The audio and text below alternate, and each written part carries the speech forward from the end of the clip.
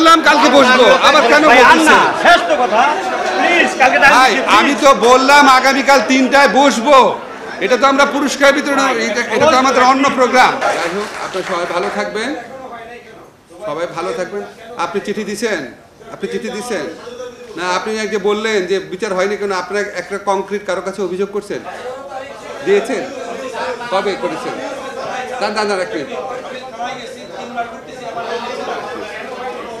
আপনারা প্রবাসী, আপনারা শোনেন, আপনারা যে কূটনীতিকের বিরুদ্ধে, শোনেন একটা জিনিস শোনেন, আপনারা আমার মন্ত্রণালয়ের সাথে কথা বলছেন, আপনারা যেই কূটনীতিকের বিরুদ্ধে বা যেই সমস্ত কূটনীতিকের বিরুদ্ধে আপনাদের অভিযোগ আছে, এই মর্মে কি প্রবাসী কল্যাণ মন্ত্রণালয় কোনো চিঠি দিয়েছেন? দিয়েছেন? প্রবাসী কল্যাণ মন্ত্রণালয় আমার দায়িত্ব ভাই।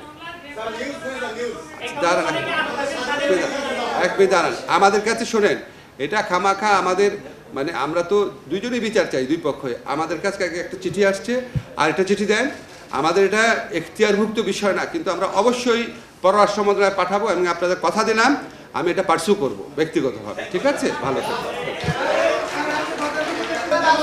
আরেকটা কথা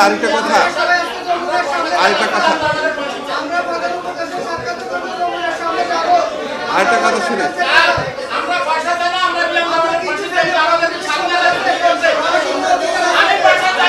আচ্ছা আমি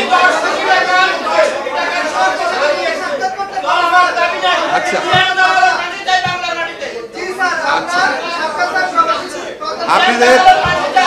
আপনাদের কথা তো আমি শুনছি, আপনাদের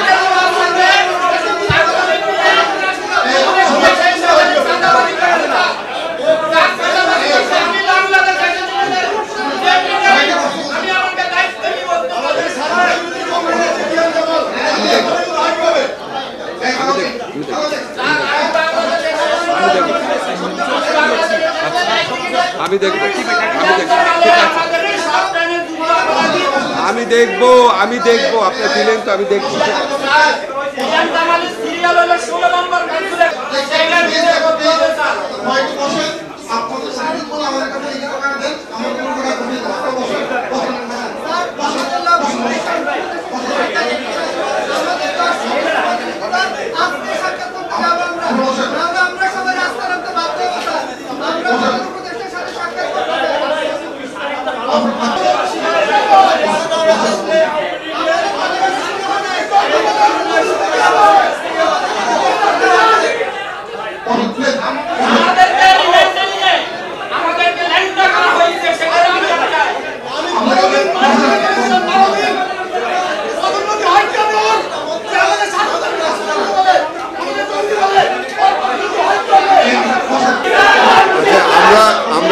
আমার মনে হয় আমরা একটু অনুরোধ করছি, আমরা একটু আপনাদেরকে শান্ত হওয়ার জন্য অনুরোধ করছি।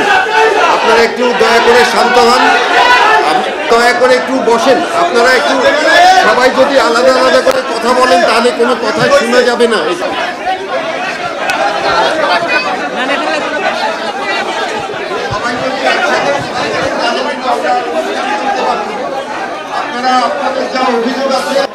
আপনারা আমার কথা শোনেন, আমি বুঝতে পেরেছি আপনাদের ক্ষোভের কারণ আছে।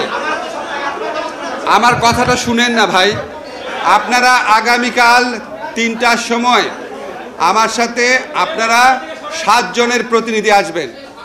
আগামীকাল 3টার সময়, ওয়েট, আগামীকাল 3টার সময় মন্ত্রণালয় মিটিং হবে, 7 জন আসবেন। ঠিক করে নেন কার কার বিরুদ্ধে কি অভিযোগ আছে, আমি নিজে আপনাদের কথা শুনবো, ঠিক আছে?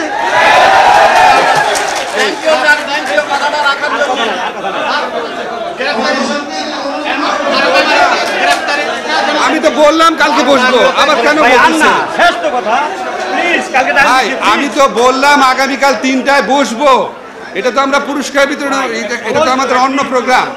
আমি তো বললাম 7 জন আসেন, আগামীকাল 3টায় বসবো, ঠিক আছে?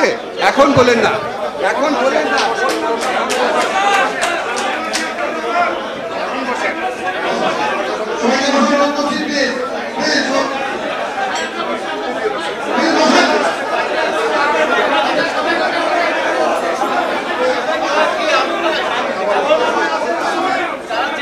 আমি এখানে বলতে চাচ্ছি আপনাদের মাধ্যমে, সেটি হচ্ছে যে যখন ফেসিড হাসিনের আমলে যখন এই সংযুক্ত আরব আমিরাতের যিনি অ্যাম্বাসাডার ছিলেন, অ্যাম্বাসাডার এবং অ্যাম্বাসির কর্মকর্তা যারা ছিল অবশ্যই তারা জড়িত। আমাদের অনেক ব্যবসায়ীকে ইচ্ছাকৃতভাবে লিজ দিয়ে গ্রেপ্তার করানো হয়েছে। কারণ হচ্ছে যে বৈষম্য বিরোধী ছাত্র আন্দোলন চালানোর সময় আমাদের অনেক ব্যবসায়ী ভাইরা এই আন্দোলনের মাঠে চট্টগ্রাম, ঢাকাতে বিভিন্ন জায়গায় আর্থিকভাবে সহযোগিতা করেছে, যার জন্য আমাদেরকে লিজ দিয়ে গ্রেপ্তার করা হয়েছে। যেমন আমার সাজা দিয়েছে যাবজ্জীবন। আমি 1,77,000 টাকা ঢাকা এবং চট্টগ্রাম আন্দোলন চলাকালীন সময় আর্থিকভাবে সহযোগিতা করেছিলাম, যার জন্য আমাকে যাবজ্জীবন দিয়েছে। আমি পরিবার নিয়ে, ফ্যামিলি নিয়ে ওইখানে থাকতাম। আমি ব্যবসায়ী, একজন কন্ডাক্টর। তো আমি এই সরকারের কাছে দাবি জানাবো, দ্রুত আমাদেরকে যেন পুনর্বাসন বাস্তবায়ন করা হয়, অথবা নুয়ন্টিটা উঠানো হয়, অথবা অন্য দেশে আমাদেরকে কি করা হয়, যেন পাঠানোর ব্যবস্থা করে দেয়। আজকে আমাদের হচ্ছে আরব আমিরাত থেকে আটক হয়ে আসা যারা মুক্তি হয়ে আসছে এখানে 186 জন, এদেরকে এখানে হচ্ছে আপনার চেক প্রদানের একটা অনুষ্ঠান করা হচ্ছে আমাদের সরকারের পক্ষ থেকে 50,000 টাকা করে। তো আমাদের লক্ষ্য হচ্ছে আমরা দেশের জন্য আন্দোলনে গেছি, যার কারণে আমাদেরকে কর্মসংস্থান হারিয়ে আমাদেরকে দেশে ফিরতে হয়েছে। তো আমরা আসলে সবসময় দেশকে দিয়ে যাই, আজকে দেশ আমাদেরকে ওইখান থেকে মুক্ত করে আনার পর আমাদেরকে 50,000 টাকার একটা চেক প্রদানের জন্য নিয়ে আসছে। কিন্তু আমাদের লক্ষ্য ছিল ভিন্নটা। আমাদের আজকে একটা প্রোগ্রাম ছিল আসিফ নজরুল স্যারের সাথে, অনেক দিন চেষ্টা করার পরে আজকে 4 মাস পরে আমাদের সাথে ওনারা বসার জন্য রাজি হয়েছে। তো আমাদের মূল টার্গেট ছিল সেটা হচ্ছে আমরা যেহেতু কর্ম করা লোক, আমরা কর্মসংস্থান হারাই আসছি, আমরা সবসময় দেশকে দিয়ে যেতে চাই, আমরা রেমিটেন্স যোদ্ধা। তো আমরা চাই আমাদেরকে একটা কর্মসংস্থানের ব্যবস্থা করে দেওয়া হোক, যাতে করে আমরা আবার দেশের জন্য কিছু করতে পারি। আমরা দেশ থেকে 50,000 টাকা আমরা নিতে চাচ্ছি না। আমি একজন জুলাই আগস্টের বিপ্লবের ষড়যন্ত্রের মাধ্যমে সৌদি আরব 15 আগস্টে আমরা গ্রেপ্তার হই। আমরা গ্রেপ্তার হওয়ার পরে প্রায় 38 দিন আমরা জেলে ছিলাম। 38 দিন জেল কাটার পর আমাদের উপরে নির্দেশ হয় যাতে করে দেশে ফেরত পাঠানো হয়। তাই আজকে আমরা এই দুবাই ফেরত 186 জনের আর্থিক সহায়তা অনুষ্ঠান আমরা উপস্থিত হওয়ার জন্য আমাদেরকে একটা সিঁড়ি দেওয়া হয়েছিল। সেই সুবাদে আমরা 8 জন সৌদি প্রবাসী এখানে উপস্থিত হয়েছি। আমাদের আবেদন থাকবে, আজকের যিনি প্রধান পৃষ্ঠপোষকতা ছিলেন জনাব আসিফ নজরুল স্যার, ওনার কাছে সরাসরি আমাদের আবেদন। আজকে ওনার কাছে আমি 4টা ফাইল সরাসরি দিয়েছি। আমরা প্রবাসী কল্যাণ মন্ত্রণালয় আমাদের একটা ফাইল ছিল, প্রধান উপদেষ্টার কাছে আমাদের একটা ফাইল ছিল, ও ফরেস্ট মন্ত্রণালয় আমাদের যে ফাইলটা ছিল, 3টা ফাইল আসিফ নজরুল স্যারকে দিয়েছি।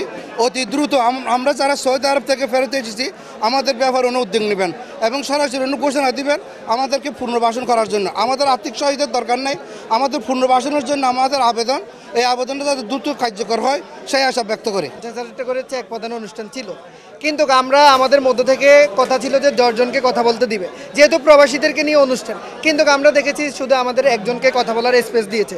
তাই আমরা ওনার থেকে জানতে চেয়েছি যে আমাদের নিয়ে করণীয় এবং কি উদ্দেশ্য আমাদেরকে নিয়ে কাজ করা হবে কি হবে না।